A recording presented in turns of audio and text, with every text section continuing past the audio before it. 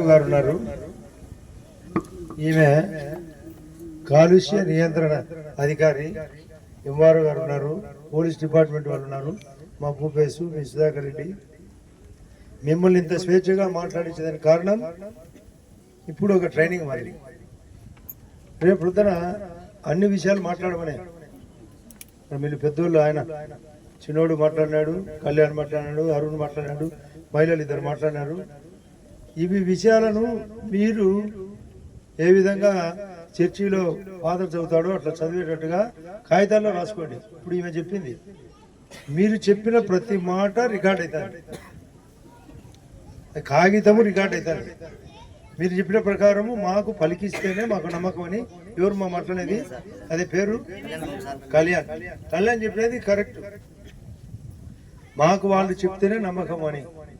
మేము కూడా అంబపలుకని ఒకటి పాట ఉంది, అంబపలుకు జగదాంబ పలుకని, వాళ్ళను పలికించే బాధ్యత మీ తరఫున మాది అనే విషయాన్ని మీకు ముందుగా చెప్తున్నా. ఎందుకంటే మీకోసం మిమ్మల్ని ప్రోత్సహించాలా, మేమందరం మీ పూట రావడానికి కారణం రేపు వృద్ధన మీకు ధైర్యం వస్తుంది, అడిగే హక్కు వస్తుంది, మీకు విధానం అర్థమవుతుంది. ఇప్పుడు నేను నవాపేటలో కూడా అదే విషయం చెప్పిన. మీ దగ్గరనే పక్కనే మీకు ఆడ మీటింగ్ కూడా, అందరూ నడిచొచ్చే ప్లేస్.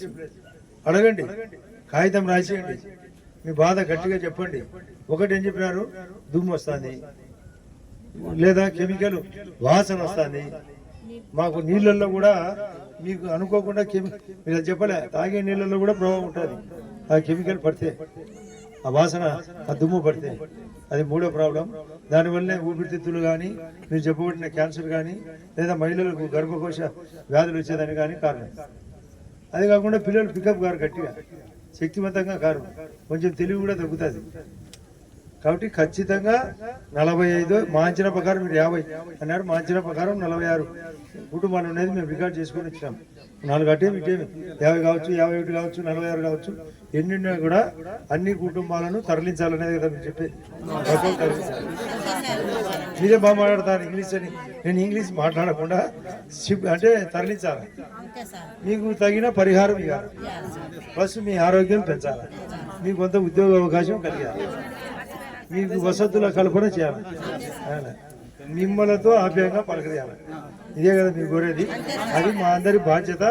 దీనికి మనమందరం, మేము మొన్ననే మీటింగు గౌరవ కలెక్టర్ గారి దగ్గర మొన్న పిలుచుకునే వాళ్ళను, దాని వాళ్ళను, మీరు దొంగాట ఆడకుండా మర్యాదగా మాకు రాసి మా దగ్గర ఆల్రెడీ కాగితాలు ఉన్నాయి, ఆర్టీఓ గారికి కూడా తెలుసు. ఆ కాగితాల ఆధారంగానే అన్ని విషయాలు మేము ముందుగానే సౌకర్యంగా చెప్తున్నాం. మరిన్ని పలికిస్తాం, రికార్డ్ చేస్తాం. ఆ రికార్డులో చేసిన ఏ తప్పు జరిగినా అది ఫ్యాక్టరీ పెట్టరు. ఉండేటి పాతవి కూడా క్లియర్ కావాలి. మొన్న ఒక ఆయన చనిపోయాడు, దానికి ఆయనకి ఏమన్నా పరిహారం, వాళ్ళకి ఆ పిల్లకాయకి వాళ్ళ ఇంట్లో కుటుంబ సభ్యులకు ఏదో ఒక ఉద్యోగ అవకాశం కలిగారు.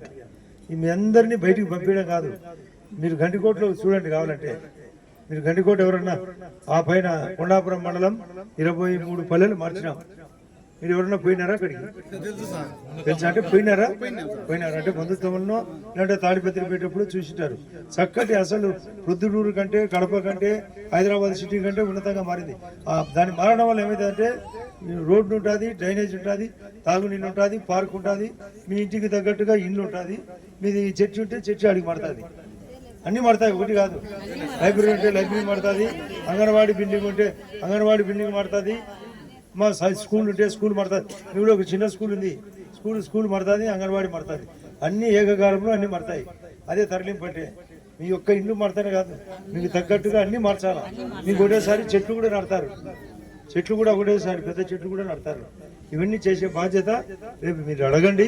మీ తరపున ఒకత తప్ప మేము వాళ్ళ తరపున అయితే ఒకత పుచ్చుకోం. మీరు మమ్మల్ని నమ్ముతారు లేదా?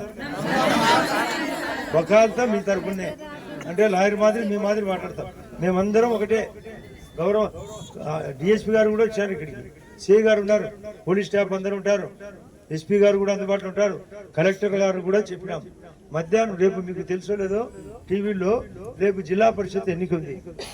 రేపు పొద్దున నేను కలెక్టర్ గారు నేను మాట్లాడుకునేది టక్కని అయిపోయేసి మధ్యాహ్నం 12 గైపు చేసి 1 గంట కల్లా ఇక్కడికి రమ్మన్నాము. అందరి సమక్షంలో జరుగుతుంది. మీ అందరి కోరిక మీకు స్పష్టంగా క్లియర్ అయినప్పుడే మీరు నమ్మండి. కాకపోతే నిన్న కోర్టులో కోర్టుకు పోయినారు కొందరు. ఏమని, అసలు ఇది మాది అన్నీ అయిపోయినాకనే మీ యొక్క పబ్లిక్ హీరింగ్ జరగాలంటే ప్రజల ముందర జరగాలని. కానీ కోర్టు ఒప్పుకోలే.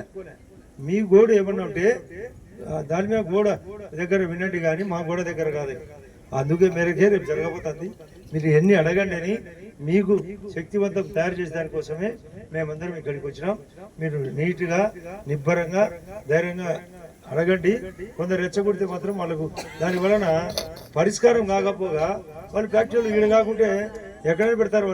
వాళ్ళు రాజస్థాన్ వాళ్ళు గుజరాత్లో పెడతారు, రాజస్థాన్లో పెడతారు. వాళ్ళకేం లేదు. వాళ్ళు పెట్టాల్సిందే, మనం బాగుపడాల్సిందే. రెండు ఉభయదారకంగా జరగాల. ఈ రాష్ట్రం బాగుపడాలా, మన జిల్లా బాగుపడాలా.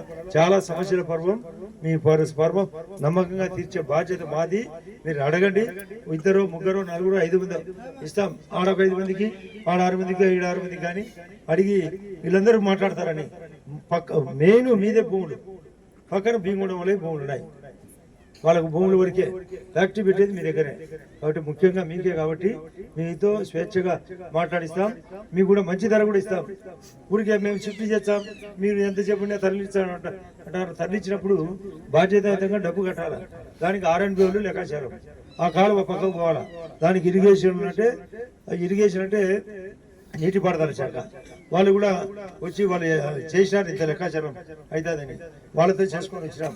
నీటిపారుదల శాఖ ఉంటారు, పోలీసు వాళ్ళు ఉంటారు, ప్లస్ R&B డిపార్ట్మెంట్ ఉంటుంది, కలెక్టర్ గారు ఉంటారు, ఆర్టీఓ MRO గారు ఉంటారు, మరియు పోలీస్ డిపార్ట్మెంట్ ఉంటారు, నేను ఉంటాను. అందరం కలిసి మీకు పూర్తిగా అనుకూలంగా మీరు చెప్పిన దానికంటే ఉద్యోగ అవకాశం కానీ మీకు స్కూల్లో కూడా అవకాశం కలిగాలి. ఫ్రీగా మీ పిల్లలు కూడా వాళ్ళ స్కూల్లో చదివేయాలి అనుకుంటే వాళ్ళకు కూడా ఇప్పుడు పక్కన వాళ్ళు కొందరికి ఫీజులు ఎక్కువ అని కూడా రాబడతారంట. ఆ ఫీజులు కూడా తగ్గిమని చెప్తాం రేపు. ఆ ఫీజులు ఆ తలమంచి పట్టిన వాళ్ళు ఇప్పుడు కంప్లైంట్ చేశారు. అంత ఫీజు తీసుకోకూడదు, ఫ్రీగా చదివేయాలి వాళ్ళు. అడ్మిషన్ ఫీజే 3000. అదేమ్మా, ఆ ఫీజు కూడా తగ్గిమని చెప్తాం.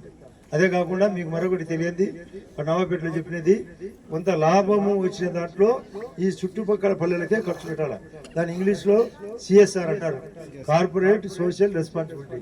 అంటే ఒక పెద్ద సంస్థ ప్రజలకు ఉపయోగపడే నిధి, అది కూడా మా ముందరే పెట్టమని అడిగినాం.